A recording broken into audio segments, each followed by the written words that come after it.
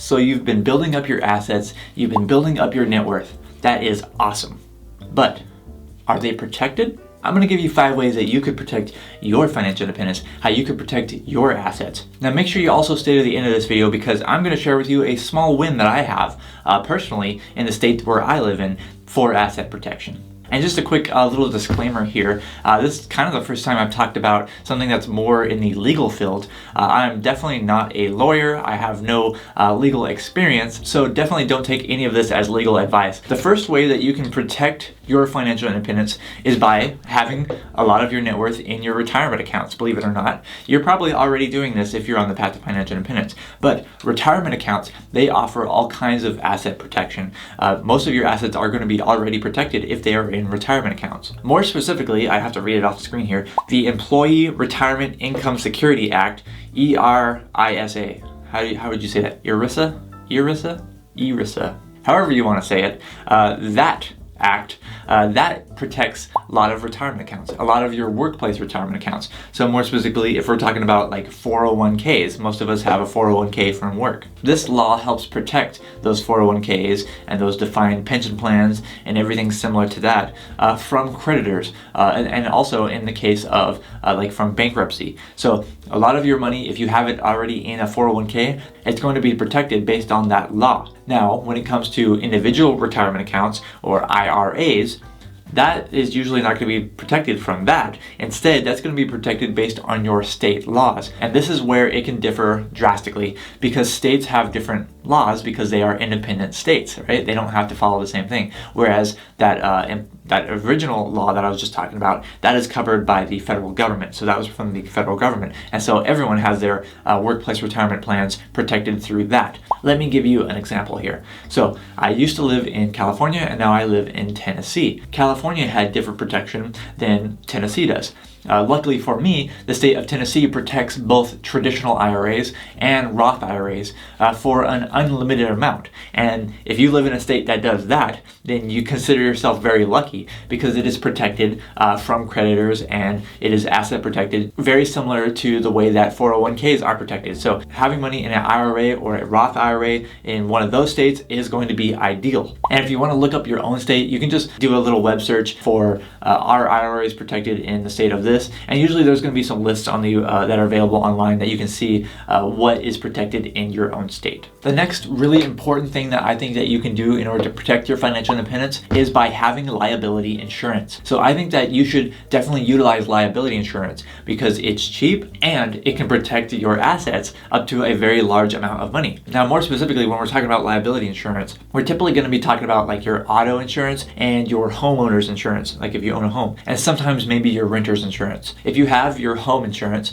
one of the things that you really definitely want to max out on there is your liability insurance. For me personally, for my home insurance, the maximum that they let me put on there is $500,000 of liability insurance. When it comes to your auto, for me on there, it let me do up to $1 million for liability insurance for my auto insurance. And then for property damage liability insurance, which is also under your auto insurance, they let me do up to $100,000 on there as well. And it might be something similar for you. You might see that if you log into your insurance companies, that increasing from, let's say, $100,000 of insurance to $1 million in insurance, it's not going to be 10 times as expensive. It's not going to be nearly that much. So it's actually going to be pretty cheap because the risk of a lawsuit for that much is very low, but still, it offers a lot of peace of mind and it can really help protect your assets by having a lot of liability insurance. Next up, number 3, in order to add on top of that liability insurance, if you want to be extra cautious here, which I recently have as well, is known as umbrella insurance. Umbrella insurance, in my limited knowledge of what it actually entails, is it's supposed to cover on top of your existing liability insurances. If there was a lawsuit that went beyond those amounts, this is where umbrella insurance would start to kick in here. Let's say that I had an incident where I was sued for $1 million based on something that happened at my home. So the regular homeowner's insurance should theoretically cover up to $500,000, and then after that, the umbrella insurance would come in for the additional $500,000. Now, I really hope that something like that never happens, but this is why we have these insurances, right? For unexpected and catastrophic events that are very unlikely to happen. So on umbrella insurance, it is very, very cheap. I literally pay about less than $10 per month for $1 million of additional coverage. And that's because the likelihood of that happening is so very low that they can offer such large amounts of insurance for a very cheap price. I think that $10 a month for $1 million of insurance that helps me sleep really good at night is going to be worth it. So umbrella insurance, it could be something that you can add to your repertoire. I like saying that word, repertoire. You can add that to your repertoire, and that could definitely help protect your financial independence. Now, another thing that you can add in order to protect your financial independence is hitting the like button on this video. You didn't see that coming, did you?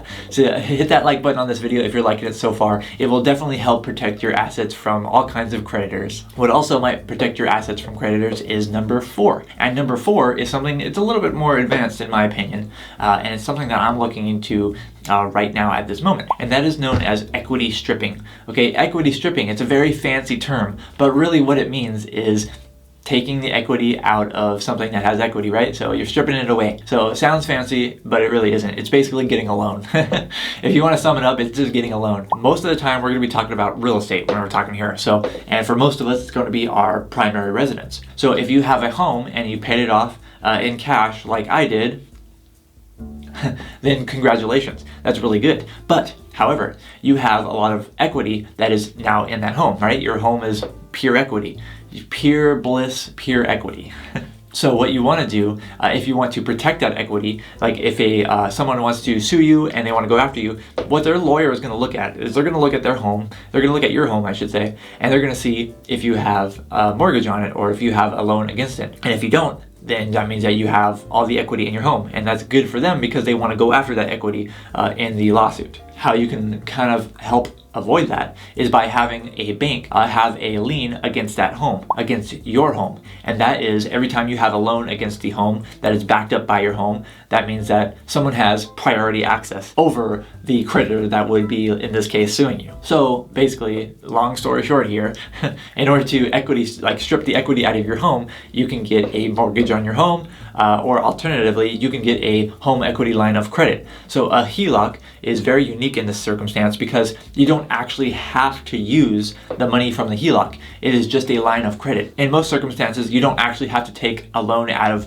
the HELOC, but the HELOC will place a lien against your home, whoever issues the HELOC, the bank that's issuing it, and hopefully that is going to deter creditors from going after you because they'll see that, this bank over here has a lien against your home. But basically, that bank is going to have priority to your home in the case of a default or something like that. But moving on to number 5. Number 5 on this list is the Homestead Exemption, or like other exemptions. Now, typically, these are going to be offered by your state. So depending on what state you live in, you're going to get a different amount of a homestead exemption and also possibly other exemptions as well. There are 7 states that offer a unlimited homestead exemption. That means that your home is going to be 100% protected from creditors, typically in case of like a bankruptcy or in case you get sued or something like that. If you're living in one of those 7 states, then count yourself lucky because your home is going to be protected under the laws of that state. If you're not one of those 7, then listen up here because your state is going to have a certain amount probably based on your home that's going to be protected from creditors. So personally for me, when I moved to the state of Tennessee, this is how much I had access to. Only $5,000 if you're single of a homestead exemption, and if you're married filing jointly, $7,500 of a homestead exemption. Wow, how pitiful. Why even have it on the books, right? Anyway, so that was very pitiful. Hopefully your state has a better homestead exemption than Tennessee. However, I did mention in the beginning that there was a very small win for my now home state of Tennessee. They are actually increasing the homestead exemption. So the homestead exemption was recently increased this year from $5,000 to $35,000 if you're single, and if you're married filing jointly, it was increased from $7,500 to $52,500. So, okay, we can work with that, right? That's a very generous increase, but still, I think it's very pitiful compared to many other states. And maybe one day we can join the Unlimited Homestead Exemption Club. I really hope so. But also, I hope that you have some other ideas on how you can protect your financial independence. Let me know in the comments below. What are some other ways that you can, protect your assets, especially while you're building them up or while you have a lot of them, while you're on the path of financial independence? And after you do that, make sure you watch another other video that I created, a full guide to investing your way to financial independence, if you haven't watched that video already, because that's how you're going to actually get the amount of assets that need to be protected. Thank you so much for watching this video. I'm Zach from OnCashflow.com, and I hope to see you next time.